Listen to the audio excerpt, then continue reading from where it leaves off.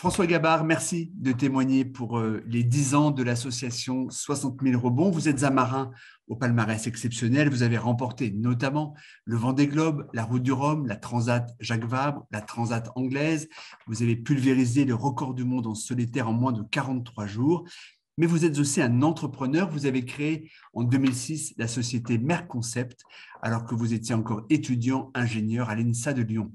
Merconcept est une écurie de course dévolue à l'innovation technologique et qui emploie 80 salariés au service des Formule 1 des mers, comme votre nouvelle embarcation SVR Lazartigue, un géant de 32 mètres de long et 23 mètres de large, à bord duquel vous participez à la prochaine Route du Rhum en novembre prochain.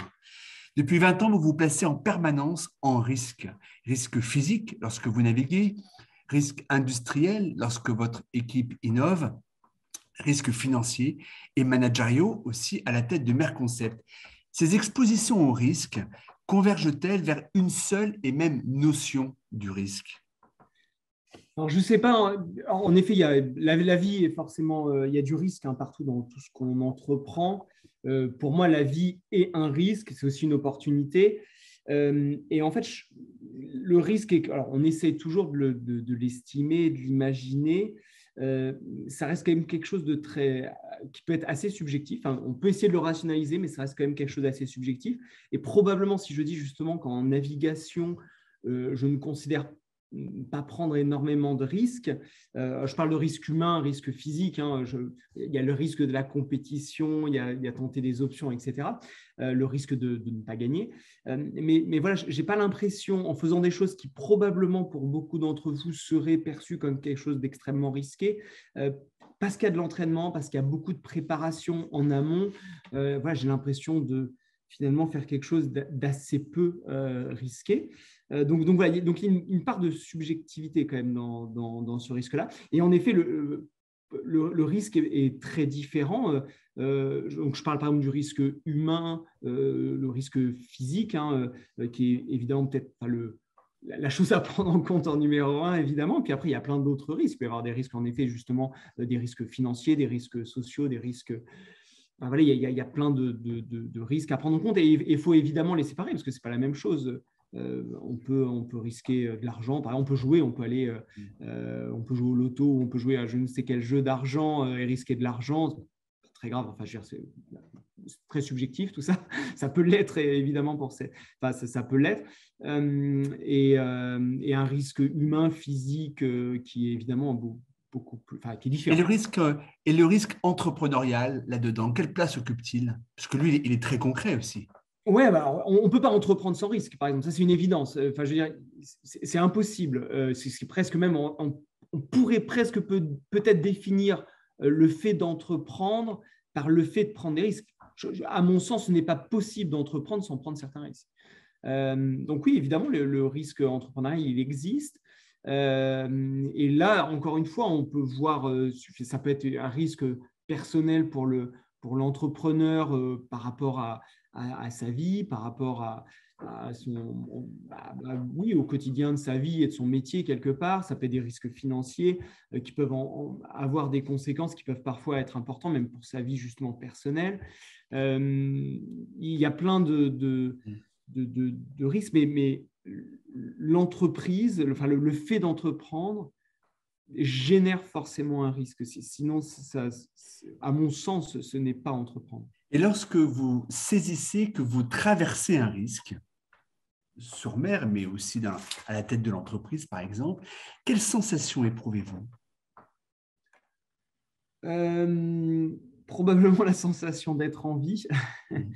Je pense qu'il y a quelque chose de cet ordre-là, c'est-à-dire que, en effet, le risque, et encore une fois, je ne suis pas une tête brûlée, je ne suis pas un risque-tout, etc. Mais j'aime ce jeu, oui, le jeu d'entreprendre et de se dire que ce que l'on fait, on n'a pas de garantie et on peut échouer.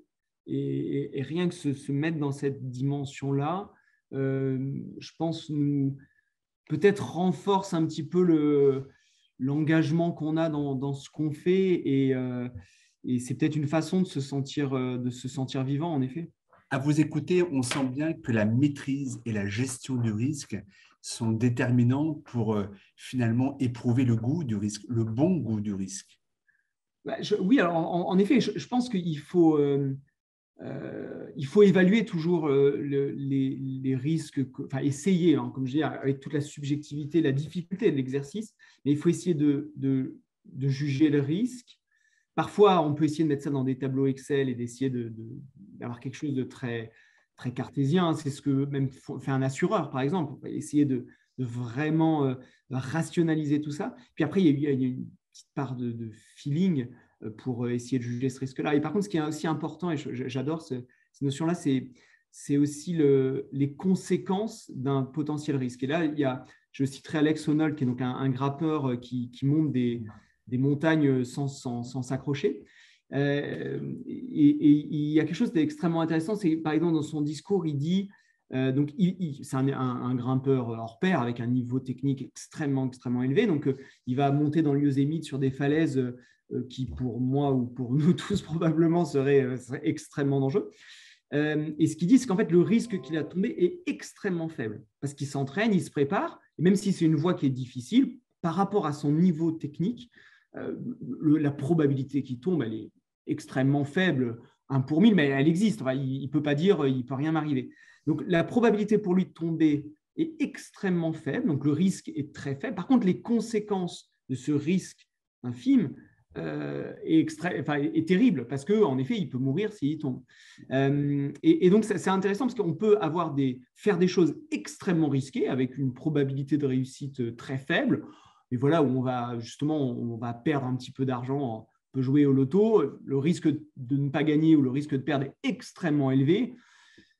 Voilà, on perd le montant qu'on met à un ticket alors, je ne joue pas au loto, donc je ne sais pas combien ça coûte, mais suivant les personnes, pas forcément beaucoup d'argent.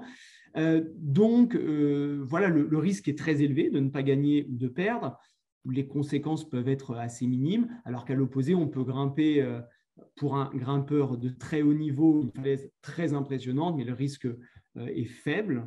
Mais les conséquences de la non-réussite ou d'un accident sont extrêmement graves. C'est pareil, quelque part, d'une autre façon, quand on roule tous les jours au quotidien, quand on prend la voiture, il y a un risque. Oui, il y a un risque d'accident, forcément. Et c'est important de parler de ça, puisque le risque d'un accident en voiture peut avoir des conséquences dramatiques. Mais Et comme vous le dites évidemment, très bien, on voilà. espère, on n'imagine pas au moment où on prend sa voiture avoir une chance sur deux d'avoir un accident. Heureusement, bien heureusement. Mais ce risque-là, il ne faut pas le négliger.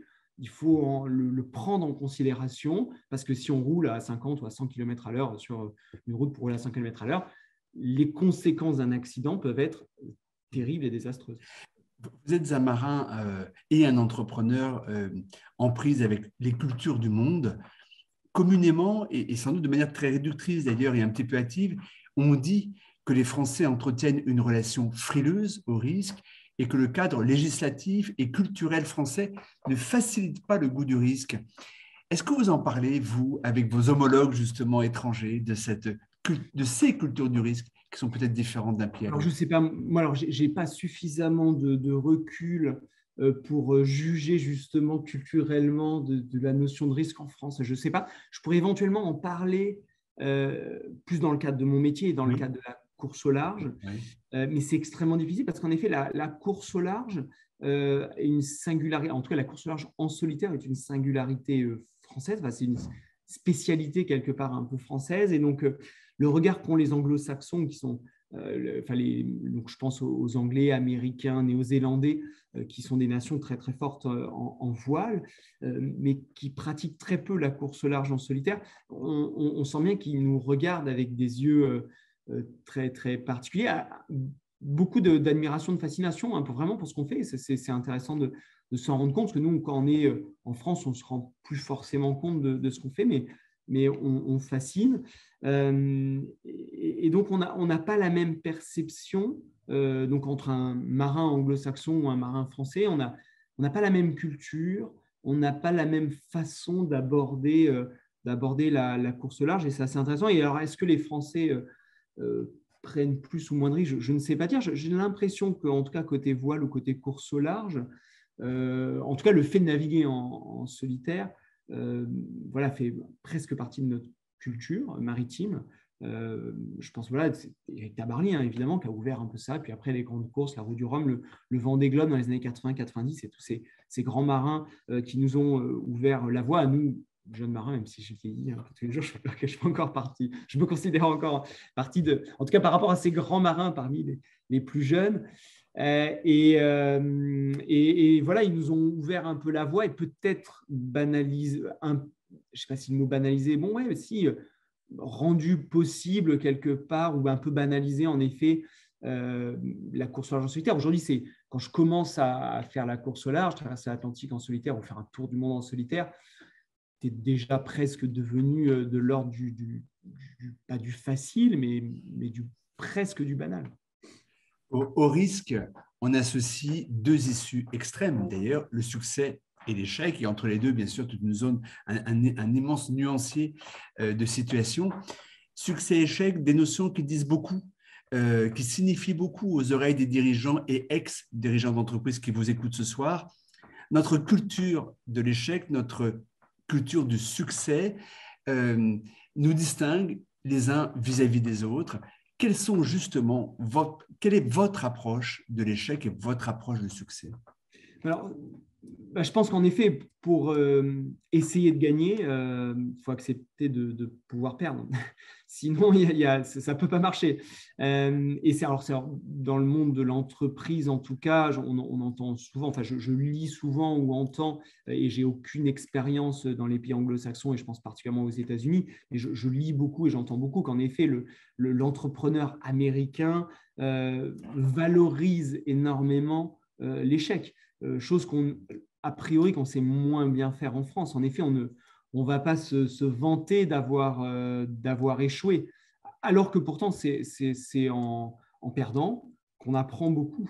Et c'est vrai que c'est peut-être un peu moins dans notre culture sportive, dans notre culture entrepreneuriale, de dire voilà, je me suis trompé, je comprends en partie pourquoi ou pas, parce que des fois on ne comprend pas pourquoi on s'est trompé, mais si j'ai compris pourquoi je me suis trompé, je ferai mieux la prochaine fois, et du coup j'apprends et je suis un petit peu meilleur en me trompant. C'est peut-être d'ailleurs l'une des leçons de la compétition. Merconcept, votre société est devenue récemment une entreprise à mission. Cette mission étant de faire converger les innovations technologiques vers un dessein d'intérêt partagé par l'ensemble du monde marin, notamment en termes de protection des océans d'ailleurs, et tout cela encadré par une responsabilité sociale, sociétale et environnementale très exigeante. Pourquoi prendre le risque d'adopter ce statut d'entreprise à mission?